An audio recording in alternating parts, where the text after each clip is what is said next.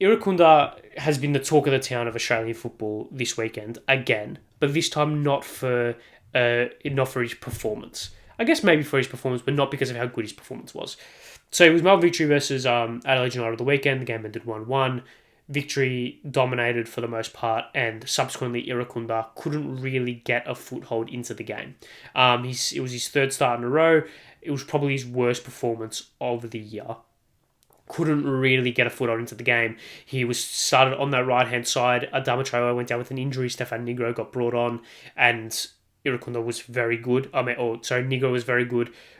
Was able to negate Irankunda very well. Irankunda switched to the other side, moved over to Connor Chapman's side, and Connor Chapman similarly was able to negate Irankunda quite well. Irankunda got a yellow. I can't remember what for, but I know he definitely got a yellow halfway through the second half, much to the raptures of the Victory supporters, because in the eyes of many Victory supporters, he got Roddy Miranda sent off. Well, not really. Miranda got himself sent off, but regardless. So the crowd started booing Irankunda, started trying to get into his head. Some physical intimidation from some Victory players occurred post that, and then it all came to a head in the 95th minute or whatever it was. Irankunda was manhandled by Konomidis, no foul given. He mouths off at the ref, second yellow card, and he's given his marching orders. And breathe. Where do we go from here? Okay, let's analyze a couple of different things. Okay, let's sit here. First and foremost, Irankunda should have gotten a foul. For that last play on Konomidis was dragging his shirt all over the joint. A definite foul, right? So Irankunda rightly has the means to be pissed off with that decision because it was definitely a foul. Okay. Should Irankunda have... Okay, there's that. Victory fans, were they in the right to boo Irankunda? Now, this is something that I've seen a lot on Twitter, especially. I don't understand some people's reaction to Victory fans booing Irankunda. Like, have you not watched football before? Like, an incredibly talented footballer in Nestory Irankunda has the ability to turn the game on its head and to score a brace and to completely rip Victory a new one, right? Because he's that good. Has a underwhelming performance and a slightly petulant performance. He kicked out a couple of times. He gave up on a couple of chases. He was slightly petulant, right? And Victory fans understood that they were getting in his head a little bit. They were intimidating him a little bit, which meant his performance dropped, which meant Victory had a better chance of winning, naturally, right? It's not the first time opposition fans have booed or have jeered or have sarcastically cheered petulant or poor performances from a star player, right? I remember Victory doing it to Ninkovic at one Big Blue. I remember Victory doing it to Tim Cahill at Melbourne derbies. I remember Victory fans have done it so many times before, and opposition fans have done it to Victory players before as well. So it's not something completely out of the ordinary. Irankunda is 17 years old. I get that. But once again, he's a professional footballer. We can sit here and sympathise. I do sympathise with Irankunda. I definitely sympathise with Irankunda because it's obviously an incredibly tough position to be in for someone at such a young age. So I sympathise with him, and I sympathise with everything. It kind of boiled to a point where it just exploded. So I do sympathise with him. However, I don't sit here and subscribe to the theory that Victory fans were out of line for booing a 17-year-old, because regardless of the fact that he's 17, he's still a professional footballer. He's still a professional footballer that is extremely talented. So Victory fans are within their right to try and put off and intimidate the opponent. It creates a hostile atmosphere. It creates this... It's why a home ground advantage is a thing. If Victory fans sat here and rolled out the red carpet for Irankunda, started applauding him as he was coming onto the field, and he goes and scores a brace, we're sitting here and going, well, of course, we allowed him to do this, right? So I don't subscribe to the theory that Victory fans shouldn't have booed Irankunda.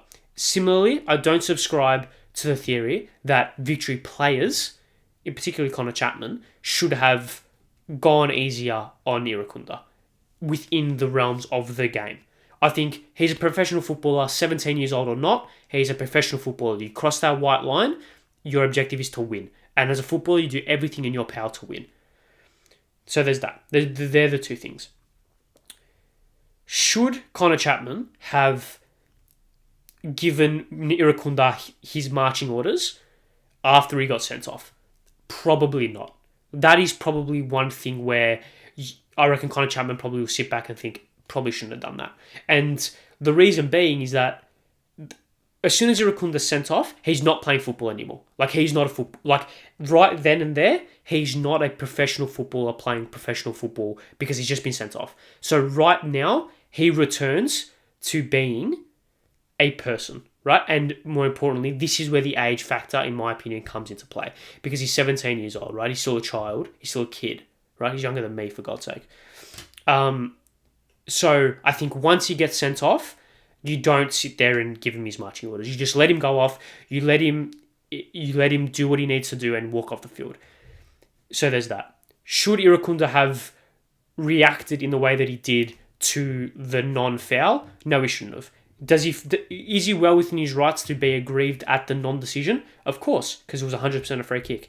But he should not have reacted like that, especially on a yellow card. I think that's all the topics that need to be discussed when it comes to this, because it's a very nuanced kind of situation. I think I don't think Victory fans are necessarily at fault. I don't think Irakunda is necessarily at fault. I don't think Connor Chapman's necessarily at fault. And I don't think the referee is inherently at fault, although he should have controlled the situation a lot better. The referee and the linesman should have controlled the situation a lot better. I think that is abundantly clear. So I do sympathise with Irakunda because he's a kid. He just couldn't control his emotions at that stage. He had a poor game. It just got all too much and he kicked off, right? And he spat the dummy a little bit. But he will learn. He will learn in terms of, he will learn two things. He'll learn how to try and overcome a slightly more aggressive fullback and a slightly more shithousery when it comes from opposition teams, and he'll learn how to overcome those emotions when things aren't going his way, and how he should rebound from that in game as well as when the game ends, and etc. So I think it's a very nuanced conversation. I think Irakunda will come out of this better, and I think he will look at that situation on Saturday night and be like, I should have acted better there. Same with Connor Chapman. Connor Chapman will be like, I was a bit of a dickhead giving him his marching orders after he got sent off. I think a lot of people, I think the referee should definitely sit there and say, okay, I think he probably should have controlled that a little bit better. Yeah, it was just a thing that happened, and overall, no one got hurt. No one got seriously injured. There was no massive melees. It's just a bit of drama. It's just a bit of footballing handbags, which happens. And if anything, it drives people to the league because it was enthralling.